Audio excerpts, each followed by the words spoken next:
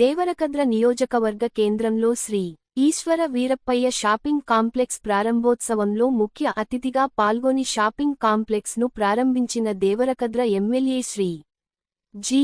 మధుసూదన్ రెడ్డి.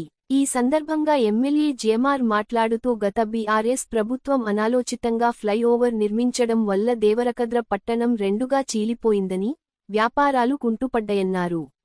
ఈ విషయాన్ని గుర్తించి అండర్ పాస్ నిర్మించాలని రైల్వే జీఎంను కలవడం జరిగిందని, తమ విజ్ఞప్తి మేరకు రైల్వే అధికారులు సర్వే చేసి అండర్ పాస్ నిర్మాణం సాధ్యం కాదని సబ్వే నిర్మిస్తామని తెలియజేస్తూ తనకు లేఖ రాశారని తెలిపారు.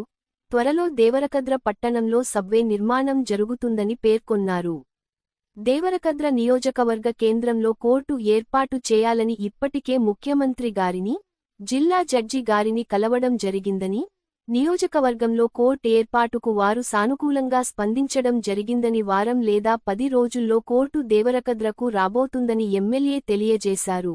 గత 10 ఏళ్ల పాలనలో బీఆర్ఎస్ నాయకులు డిగ్రీ కాలేజ్ ఏర్పాటు చేస్తామని మోసం చేశారని, కానీ తాము ఎన్నికల్లో ఇచ్చిన హామీ మేరకు డిగ్రీ కళాశాల ఏర్పాటు చేసి ఇంటర్ కళాశాలలో తరగతులు నడుపుతున్నామని, డిగ్రీ కాలేజ్ నూతన భవన నిర్మాణం కోసం ఆర్టీసీ బస్టాండ్ పక్క స్థలంలో నూతన డిగ్రీ కళాశాల భవనాన్ని నిర్మిస్తామని, రేపు 100 పడకల ఆసుపత్రి నిర్మాణానికి గౌరవ వైద్య, ఆరోగ్య శాఖ మంత్రి దామోదర రాజనరసింహ శంకుస్థాపన చేయబోతున్నామని తెలియజేశారు.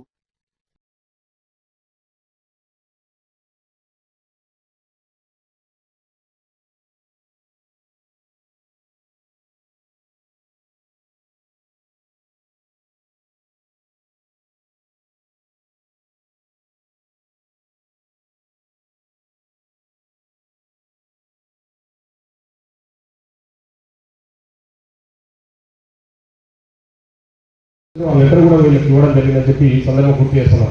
అదొక్కటే కాదు, మనం వచ్చిన తర్వాత దేవరకద్రలో ఎవరైనా ఇంటర్మీడియట్ చదువుకున్నాక డిగ్రీ చేయాలంటే పాలమూరు పోయి చదువుకోవాలి. తర్వాత పైసలు లేనోడు ఉంటే దేవరకద్ర డిగ్రీ కాలేజ్ ఆడ పాలమూరు పంపించి పిల్లల్ని చదివించే పరిస్థితులు లేనోడు ఉంటే చదువు మధ్యలో అయిపోతుంది. సో దాన్ని దృష్టిలో ఉంచుకొని మనం పోయిన సంవత్సరం జూన్లోనే ఇక్కడ డిగ్రీ కాలేజ్ తీసుకొచ్చేసి ఇక్కడ ఆల్రెడీ అడ్మిషన్స్ నడుస్తూ ఉన్నాయి.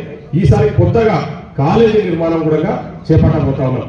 తొందరలోనే ఆల్రెడీ కలెక్టర్ గారు దృష్టికి తీసుకెళ్ళినాము. ఇక్కడ నిర్మాణం చేపట్టడానికి మాకు ల్యాండ్ కావాలని చెప్తే వాళ్ళందరూ కూడా కలెక్టర్ గారు కూడా సానుకూలంగా స్పందించి తొందరలోనే ల్యాండ్ అలాట్ చేస్తామని ఇక్కడ డిగ్రీ కాలేజ్ నిర్మాణం చేపట్టబోతా ఉన్నాం. అదేవిధంగా కోర్టుకు సంబంధించి నేనే అడ్వకేట్స్తో మాట్లాడి, మైనార్లో అడ్వకేట్స్తో మాట్లాడి ఖచ్చితంగా మాకు కోర్టు కావాలి దేవరకద్రకు, మీరు సహకరించాలని చెప్పి అడ్వకేట్లతో ఒప్పించి నేను రిపోర్టు హైకోర్టు నుంచి రిపోర్ట్ పంపించి గవర్నమెంట్ దగ్గర పరిశీలనలో ఉంది. నాకు తెలిసి వారం 10 రోజులు కోర్టు ఇక్కడికి వస్తుంది. కోర్టు కూడా తీసుకురాబోతా ఉన్నామని కూడా మీకు ఈ సందర్భంగా తెలియజేస్తా ఉన్నాం. అదేవిధంగా 100 పడకల ఆసుపత్రి, 100 పడకల, ఎందుకంటే విద్య వైద్యం అనేది మనకు మొదటి ప్రాధాన్యత. ఆ ప్రాధాన్యత ఖచ్చితంగా ప్రజలకు అందుబాటులోకి తీసుకురావాలనే ఆలోచనతో అన్నిటి హాస్పిటల్ గతంలో వాళ్ళ అధికారంలో ఉన్నప్పుడు జీవో తీసుకొచ్చారు. ఎలక్షన్ల ముందు అరావుడికి జీవో తీసుకొస్తే దానికి ఫైనాన్షియల్ అంటే ఆర్థిక అనుమతులు ఏం లేవు. ఉత్త పేపర్ జీవో తీసుకొచ్చేసి అరావుడిగా, ఎందుకంటే 10 ఏళ్ల నుంచి చేయాల్సిన 10 ఏళ్ళ నుంచి చేయాలి, 10 ఏళ్ళ నుంచి పట్టించుకోవాలి. ఏదో నెల ముందు ఎలక్షన్ ఉన్నాయనక ఎన్నికల ప్రచారం కోసం చెప్పుకోనికి వస్తుందని చెప్పేసి అరావుడికి వచ్చేసి ఒక జీవో, ఒక చెత్తకాయలు తీసుకొచ్చేసి దాన్ని తీసుకొచ్చేసి మాకు జీవో వచ్చిందని చెప్పేసి అక్కడ శంకుస్థాపన చేశారు. దానికి సంబంధించి ల్యాండ్ అలాట్మెంట్ కూడా ఎక్కడ చేసి చెరువులో చూపించారు. చెరువులో చూపిస్తే ఆ హాస్పిటల్ కట్టుకోవడానికి కూడా ఆ జాగా సరిపోదని చెప్పేసి ఎవరైతే టెక్నికల్ ఎక్స్పర్ట్స్ అధికారులు ఉంటారో, సార్ అక్కడ హాస్పిటల్ కట్టడానికి రాదు, మనం జీవో మళ్ళా దీన్ని రివైవ్ చేసి ఆర్థిక అనుమతులు కూడా తీసుకొని ఆ జాగా కూడా వాళ్ళు చూపించిన జాగా అది కరెక్ట్ కాదు, దాంట్లో హాస్పిటల్ కట్టడానికి రాదు, మీరు వేరే జాగా చూపించారని చెప్తే నేను అధికారులతో మాట్లాడి కలెక్టర్తో మాట్లాడి మనము అన్నపేట హాస్పిటల్కి 5 ఎకరాల స్థలాన్ని మనం కేటాయించి రేపు యాక్చువల్గా ఈరోజే మంత్రి గారు మనకు టైం ఇచ్చారు. ఈ షాపింగ్ కాంప్లెక్స్ కూడా మంత్రి గారు వస్తున్నారు కాబట్టి ఆయన చేతుల మీద ఓపెన్ చేయించాలన్న ఆలోచనతో 100 పడకల ఆసుపత్రి దీన్ని 2 ఒకటే రోజు శంకుస్థాపన చేయించాలని, ఓపెన్ చేయించాలన్న ఆలోచనతో మనం ప్రోగ్రాం పెట్టుకున్నాం. కానీ మంత్రి గారికి ఆలోచనగా ఢిల్లీ లేదు, ఈరోజు ఏఐసిసి ప్రోగ్రామ్ ఉండడం, మన పార్టీ కార్యక్రమం ఉండడం వల్ల ఆయన ఢిల్లీ పోయారు. నేను ఇక్కడ ఈ ప్రోగ్రాంకి వస్తుంటే ఉదయం 10:30కు నాకు ఫోన్ చేసి ఎట్టి పరిస్థితుల్లో మనం మాట ఇచ్చిన 100 పడకల ఆసుపత్రికి శంకుస్థాపన చేద్దామని మంత్రి గారు చెప్పి రేపు మనకు టైం ఇవ్వడం జరిగింది. సో ఆల్రెడీ షాపింగ్ కాంప్లెక్స్ మనం ఆల్రెడీ ఓపెనింగ్ చేస్తున్నామని నిర్ణయం తీసుకున్నాం కాబట్టి ఈరోజు ఇది ఓపెన్ చేసుకుంటున్నాము. రేపు 11 గంటలకు మన మినిస్టర్ గారు, ఆ 11 గంటలకు మన ఇన్ఛార్జ్ మినిస్టర్ శ్రీ దామోదర్ రాజనరసింహ గారు ఈ 100 పడకల ఆసుపత్రి శంకుస్థాపన కోసము ఇక్కడికి మన దేవరకద్ర పట్టణానికి వస్తా ఉన్నారు. కాబట్టి ఇక్కడ ఉన్న మన మిత్రులందరినీ కూడా నేను కోరుతా ఉన్నది, రేపటి కార్యక్రమాన్ని కూడా మీరు అందరూ కూడా విజయవంతం చేయాలి. మంత్రి గారు మనకి ఇన్ఛార్జ్ మినిస్టర్. సో మనకి ఏ పని కావాలన్నా ముఖ్యమంత్రి తర్వాత మనం పోయి అడిగితే కాదనకుండా శాంక్షన్స్ చేసే వ్యక్తి ఇప్పుడు రేపు మన ప్రాంతానికి వస్తా ఉన్నారు. మనకి ఇన్ఛార్జ్ మినిస్టర్ కాబట్టి ముఖ్యమంత్రి తర్వాత మనకి ఏమైనా మనకు అనుమతులు కావాలంటే కూడా ఆ మంత్రి గారి ద్వారా మనకు సాధ్యమవుతుంది. కాబట్టి రేపటి 11 గంటలకు మనము ఆ ప్లేస్ కూడా మీకు అందరికీ కూడా తెలుసు, అక్కడ మంత్రి గారు వస్తా ఉన్నారు. ఆ మంత్రి ప్రోగ్రామ్ కి మీరందరూ కూడా రేపు 11 గంటల ప్రోగ్రామ్ రావాల్సిందిగా వాళ్ళందరూ కూడా నేనే ప్రత్యేకంగా పేరు పేరున ఆహ్వానం పలుకుతా ఉన్నా. ముఖ్యంగా గౌరవ ముఖ్యమంత్రి ప్రతిష్టాత్మకంగా ఈ కార్యక్రమాన్ని తీసుకున్నాం. గ్రామ సభలల్లో మనం మళ్ళా రేపు 26వ తారీఖు వచ్చి 4 పథకాలు ప్రజలకు అందియబోతా ఉన్నాం. ఆ 4 పథకాలకు సంబంధించి గ్రామ సభలలో ఎవరైతే అర్హత ఉండి కూడా వాళ్ళకు మిస్ అయిన వాళ్ళు ఉంటే వాళ్ళ వివరాలు కూడా మళ్ళీ నమోదు చేసుకోవడానికి గ్రామ సభలు నిర్వహిస్తా ఉన్నాం. లబ్ధిదారుల ఎంపిక కోసం ఈ గ్రామ సభలు పెట్టాం కాబట్టి అవన్నీ కూడా మీ గ్రామాలలో గ్రామ సభలు ఉన్నప్పుడు మీరే దగ్గర ఉండి, ఎందుకంటే అది మన కార్యక్రమం, మన ఇంటి పని, మన ప్రజాప్రభుత్వం తీసుకొచ్చిన కార్యక్రమం కాబట్టి మీరందరూ కూడా గ్రామ సభలలో పెద్ద ఎత్తున పాల్గొని ఎవరైతే మిస్ అయిన వాళ్ళు ఉంటే, ఇప్పుడు చాలా మంది నాకు 2-3 రోజుల నుంచి అన్న రేషన్ కార్డులలో మా పేర్లు రాలేదని చెప్తారు. మీరు ఎవ్వరు కూడా ఇబ్బంది పడాల్సిన అవసరం లేదు. రాని వాళ్ళ పేర్లు ఈరోజు దరఖాస్తులు ఆల్రెడీ గ్రామ సభల అధికారులు ఇస్తా ఉన్నారు. అధికారులతో ఇక్కడ అధికారులతో దరఖాస్తులు ఉన్నాయి. ఆ దరఖాస్తులు ఎవరికైతే రేషన్ కార్డు రాలేదో వాళ్ళు ఆ దరఖాస్తు నింపి ఆ గ్రామ సభలో ఇస్తే మనం రేషన్ కార్డు ఇద్దామని చెప్పేసి మీరు నా తరఫున మాట నేను మీకు మాట ఇస్తున్నా. కొత్త రేషన్ కార్డు ఇచ్చే బాధ్యత నాది. అర్హత గల వ్యక్తులు అందరికీ ఇద్దాం. ఊర్లో ఎంత మంది ఉంటే అంతమందికి రేషన్ కార్డు రూల్స్ ప్రకారం ఎవరికైతే రావాల్సిన వ్యక్తి రాలేని వ్యక్తులు ఉంటే వాళ్ళకి రేషన్ కార్డు ఇప్పించడానికి మీరు ముందుండి దరఖాస్తు గ్రామ సభలో పెట్టాల్సిన మిమ్మల్ని అందరూ కూడా కోరుతాము.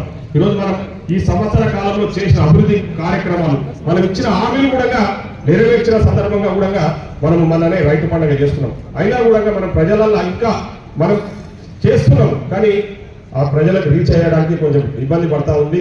ప్రజలకు అంటే సరైన రీతిలో రీచ్ కాలేకపోతాము. ముఖ్యంగా ఈరోజు రుణమాఫీ విషయానికి వస్తే, రుణమాఫీ మన నియోజకవర్గానికి 223 కోట్ల రూపాయలు రుణాలు మాఫీ అయినాయి.